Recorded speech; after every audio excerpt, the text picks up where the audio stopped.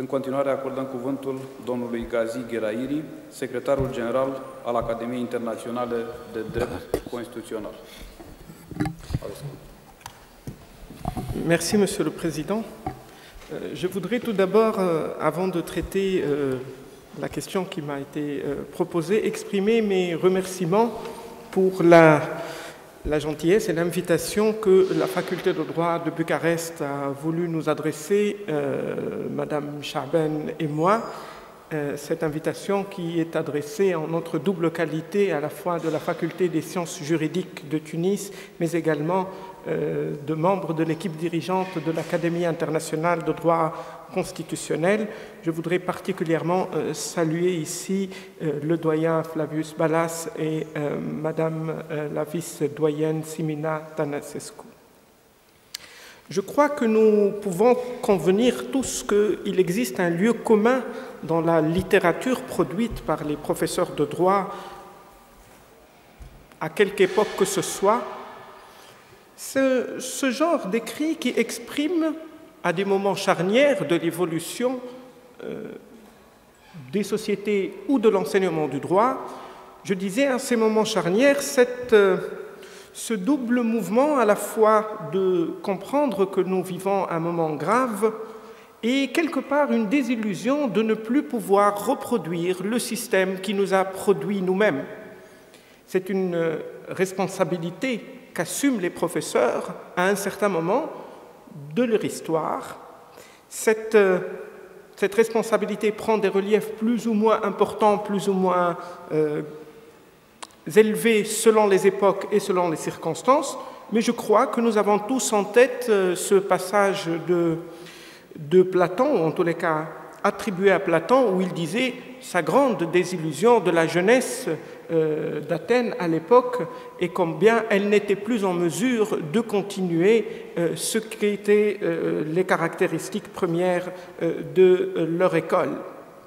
C'est dire que à beaucoup de moments, on se pose la question des perspectives, mais aussi des défis qui sont lancés à ceux qui ont la fonction et la charge d'assurer la formation des futurs juristes. La faculté de droit de Bucarest a eu, je crois, la pertinence de poser en deuxième jour de festivité de son 150e anniversaire cette question. Je ne traiterai pas du système d'enseignement en Tunisie.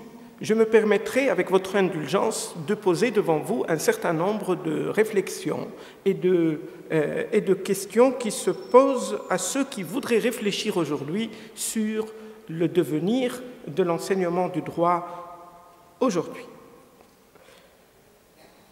Enjeux et perspectives des enseignements ou de l'enseignement du droit est souvent vite associé à des situations spécifiques et subjectives vécues par l'enseignement de certaines disciplines juridiques. Je vais sérier rapidement devant vous quelques questions tout à fait importantes, mais tout à fait circonstanciées à certaines disciplines du droit.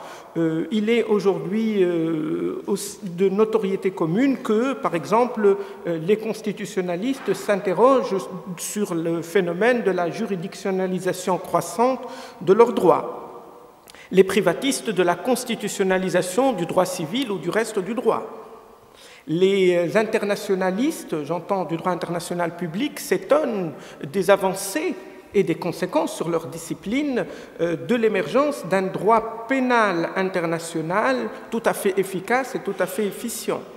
Ceux qui tiennent ou enseignent des disciplines codifiées ou jurisprudentielles constatent, les uns avec regret, les autres avec engouement, le passage du droit non écrit vers le droit écrit.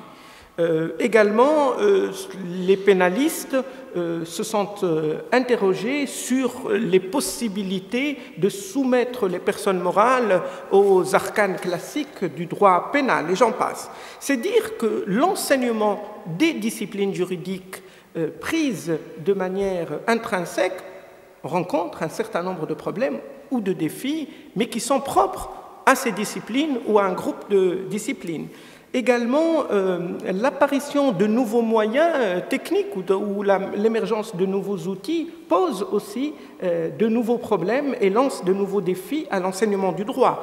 Je n'ai pas besoin de beaucoup développer devant vous la grande évolution, si ce n'est la révolution, que constitue pour nous tous, et notamment pour nos étudiants, le recours à Internet, la disponibilité des informations, l'extrême variété de la littérature qu'ils peuvent avoir avec simplement 2 clics sur leur clavier d'ordinateur. Mais probablement, ce n'est pas à cela que les organisateurs de ce colloque ont pensé en nous sollicitant à réfléchir sur la question de l'enseignement du droit. C'est probablement en nous demandant de réfléchir sur ce qui est transversal dans ces problèmes et ce qui associe l'ensemble des familles des disciplines juridiques que nous enseignons. Pour cette besogne, et en tenant compte, Monsieur le Président, du temps que vous m'accordez, je vous propose d'exposer devant vous, et en espérant que le débat nous permettra un dialogue sur ce point, 3 axes qui me paraissent nous interpeller dans cette perspective de défi et d'évolution de l'enseignement du droit. Tout d'abord, la complexification croissante du droit.